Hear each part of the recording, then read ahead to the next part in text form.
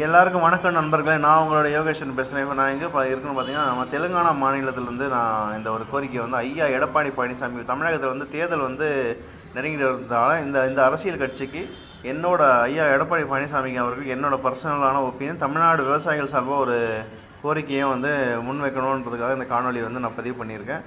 இதில் வந்து நான் என்னோடய வாய்ஸ் வந்து நான் ஆட் பண்ணியிருக்கேன். இதில் என்னென்னு பார்த்தீங்கன்னா, அண்டை மாநிலமாக கேரளா, கர்நாடகா மற்றும் தெலுங்கானா, ஏபி இங்கே எல்லாம் பார்த்தீங்கன்னா கல் இறக்கத்துக்கான அனுமதி இருக்குது. நம்ம தமிழ்நாட்டில் மட்டும் அந்த அனுமதி இல்லைங்க. அந்த அனுமதி ஐயா எடப்பாடி பழனிசாமி அவர்கள் தேர்தல் வாக்குறுதியாக கல் இறக்க இந்த முறை அனுமதி நாங்கள் கொடுக்குறோம், ஆட்சிக்கு வந்தவொடனே நாங்கள் கொடுக்கணும் சொல்லும் பட்சத்தில் நிச்சயமாக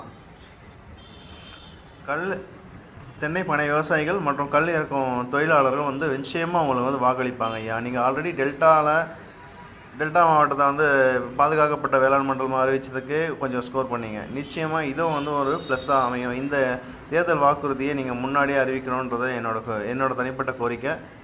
இந்த வீடியோ வந்து எடப்பாடி பழனிசாமியும் அவர்களுக்கும் அவங்களோட சகாக்களையும் போய் சேரும் வரைக்கும் வந்து இந்த வீடியோ வந்து எல்லோரும் ஷேர் பண்ணுறதுக்கு என்னோடய கோரிக்கை வைக்கிறேன். ஃப்ரெண்ட்ஸ், நீங்கள் சப்போர்ட் பண்ணணும். தமிழ்நாட்டில் ஆட்சிக்கு வரதுக்கான சக்தி பார்த்திங்கன்னா ஏடிஎம்கே தான். அதனால் இந்த கோரிக்கையை உங்கள் முன்னாடி வைக்கிறேன். இது வந்து மக்கள் நலனுக்காக இதை வந்து இந்த எலெக்ஷன் மேனிஃபெஸ்டோவாக இதை வந்து ஆட் பண்ணணுன்றது என்னோடய கோரிக்கை.